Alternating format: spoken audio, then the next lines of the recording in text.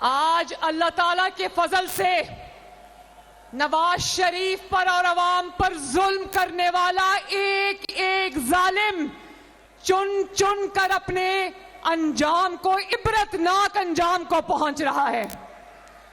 और ये इंतकाम उनसे नवाज शरीफ नहीं ले रहा, बखुदा ये इंतकाम उनसे नवाज शरीफ नहीं ले रहा, ये इंतकाम उनसे मुस्लिम लीग नून नहीं ले रही, ये इंतकाम उनसे कुदरत का निजाम ले रहा है। एक सुओ मोटो सुना है ना? सुओ मोटो क्या होता है? जब अदालत खुद ब खुद नोटिस लेती है किसी चीज का, तो कुदरत की अदालत ने पाकिस्तान के और नवाज शरीफ के साथ होने वाले जुल्म का सुओ मोटो ले लिया है। और किस तरह ये बुज़दिल दुम दबाकर जूतियां छोड़कर भागे हैं। इस्तीफे पे इस्तीफा आ रहा है। मैं उकाड़ा के गयूर अवाम के सामने आज कुछ बातें रखने आई हूं। उकाड़ा वालों, सुना था ना कि अल्लाह ताला की लाठी बे आवाज होती है? सुना था ना? अब देख रहे हो कि आवाज भी नहीं आ रही और कुदरत की लाठी किस तरह चारों तरफ जो है वो अपना असर दिखा रही है। और एक बात याद रखना मेरे भाइयों बहनों बुजुर्गों, जो जितना बड़ा जालिम होता है उतना ही बड़ा बुज़दिल होता है, जो जितना बड़ा बेरहम होता है उतना ही बड़ा डरपोक होता है। पंजाबी में डरू का लफ्ज सुना हुआ है ना? सुना है ना? कौन सा लफ्ज? डरू का लफ्ज सुना है ना? दूसरों का एहतसाब करते हुए फिरौन बने हुए थे, बेगुनाहों का एहतसाब करते हुए ताकत के बलबूते पे फिरौन बने हुए थे। और आज अपनी बारी आई तो मुंह छुपाकर जूतियां छोड़कर भाग रहे हैं। टांग पे प्लस्तर चढ़ाने से लेकर व्हील चेयर तक की कहानी, मुंह पर काला डब्बा और काली बाल्टी चढ़ाने की कहानी, अदालतों के हाथों से जूती छोड़कर दौड़ लगाने की कहानी, उसके मनाजिर आप लोगों ने अपने आंखों से देखे कि नहीं देखे? मुझे आवाज नहीं आई उकाड़ा वालों। जालिम के मनाजिर, दौड़ने के मनाजिर देखे या नहीं देखे? जब इंसान नवाज शरीफ की तरह सच्चा होता है तो शेर की तरह डट के खड़ा हो जाता है। मुझे अब समझ आई है कि कोई मुश्किल वक्त का सामना क्यों नहीं कर सकता, क्यों प्लास्टर चढ़ाने पड़ते हैं, क्यों व्हील चेयर का सहारा लेना पड़ता है, क्यों मुंह छुपाना पड़ता है। इसलिए मुंह छुपाना पड़ता है कि चोरी की हुई है, कहीं चोरी पकड़ी ना जाए।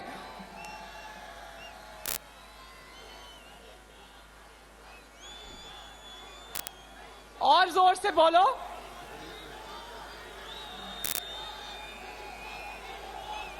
क्या कह रही है उकाड़ा की आवाम?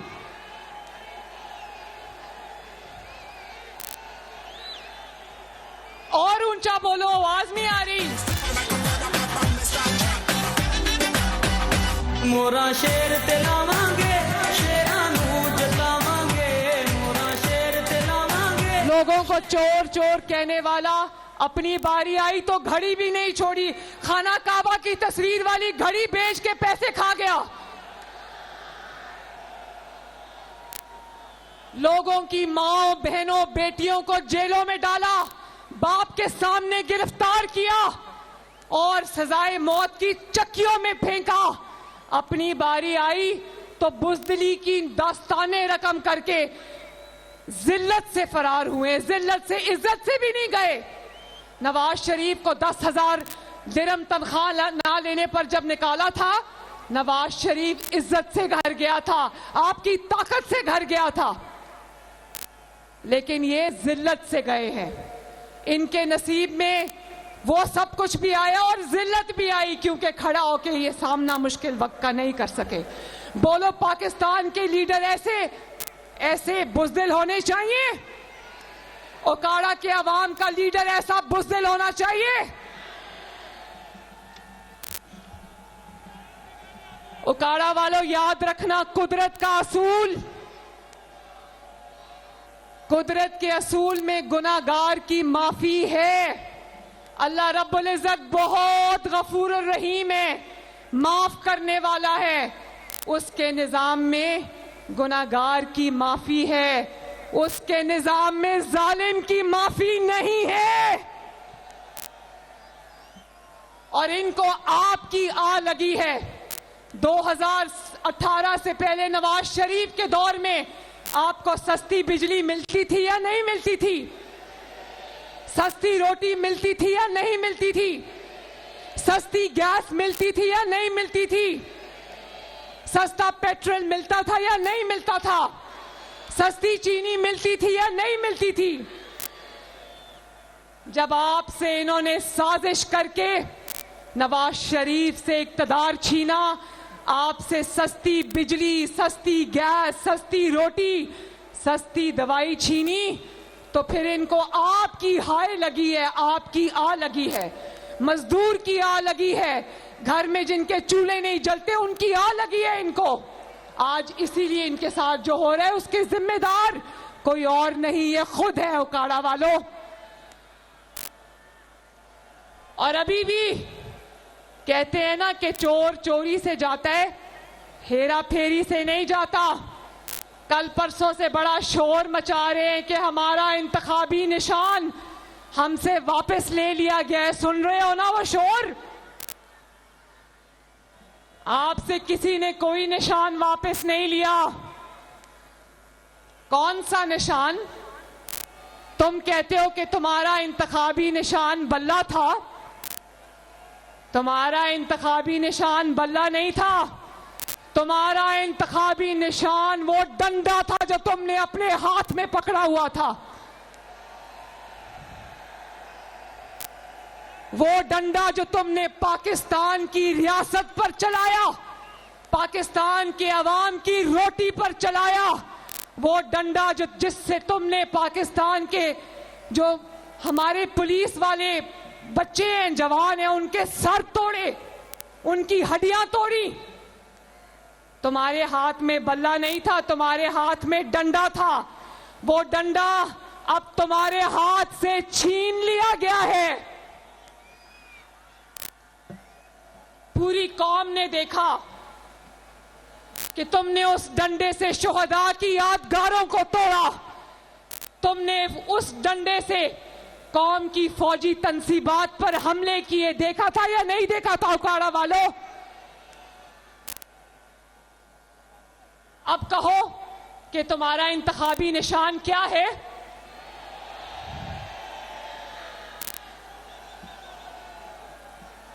या तो तुम्हारा इंतखाबी निशान वो घड़ी होनी चाहिए थी जो तुमने चोरी की है, या वो पेट्रोल बॉम्ब होना चाहिए था जो तुमने चलाया पुलिस के एहलकारों और इंतजामिया के ऊपर।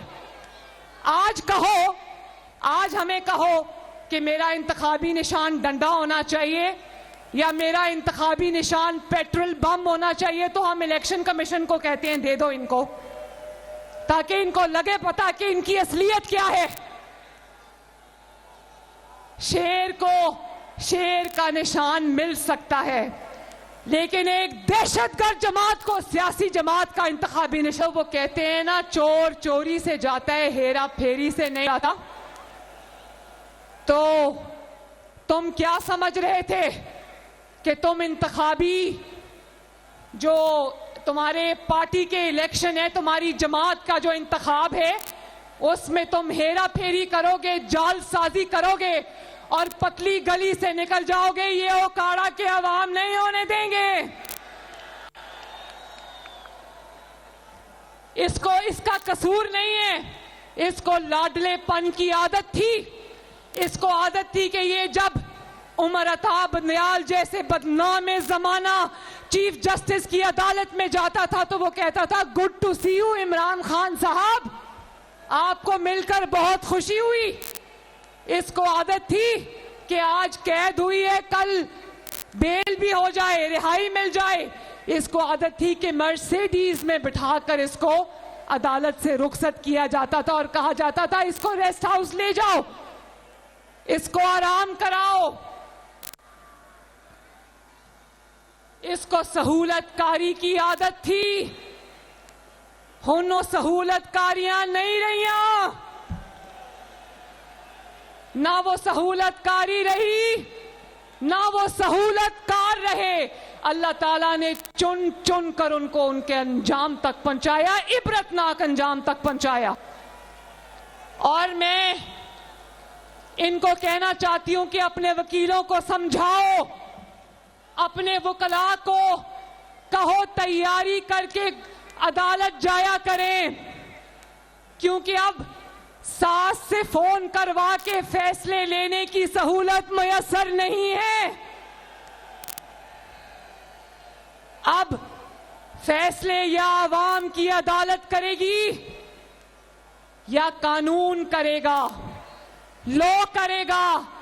अब मदर इन लॉ के फोन से फैसले की सहूलत मुयस्सर नहीं है।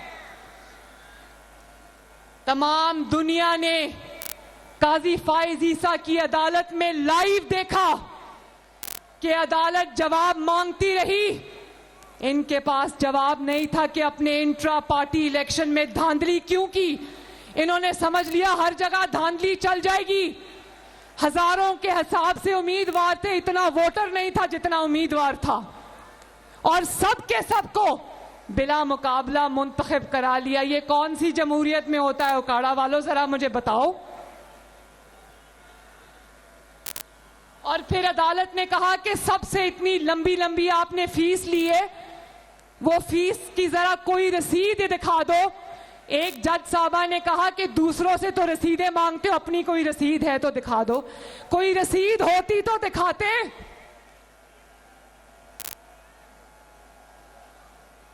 और आप जालसाजी करोगे और पूरी दुनिया टीवी पर आपकी जालसाजी को देखेगी, रंगे हाथों पकड़े जाओगे।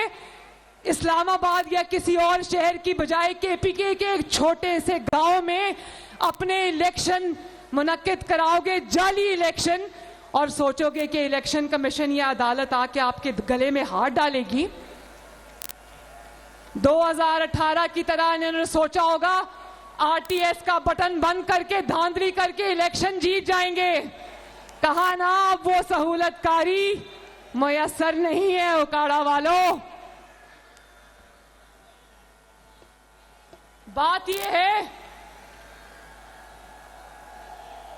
यह कि कहता था कि नवाज शरीफ को अंपायर साथ मिलाकर खेलने की आदत है।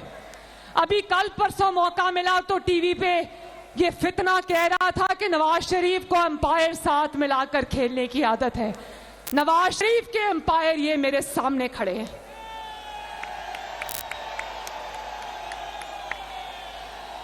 तुमने जितनी मर्तबा नवाज शरीफ को निकाला, अल्लाह के फजल से ये अंपायर उसको वापस लेकर आए, और अब चौथी बार भी लेकर आएंगे इंशाल्लाह। तुम जो नवाज शरीफ पर इल्जाम लगाते थे, तुम्हारा इल्जाम कुदरत ने उठाकर तुम्हारे मुंह पर मारा है। तुम्हारे एम्पायर भी पकड़े गए, तुम्हारे सहूलतकार भी पकड़े गए, तुम्हारी जालसाजी भी पकड़ी गई। पूरी दुनिया ने लाइव टीवी पर देखी।